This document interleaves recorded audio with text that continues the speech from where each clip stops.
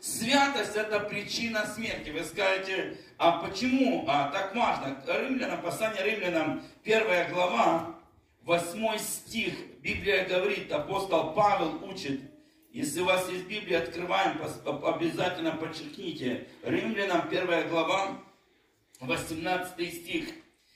Павел пишет, ибо открывается гнев Божий. Заметьте слово «гнев Божий». Часто люди думают, что Бог не гневается в Новом Завете.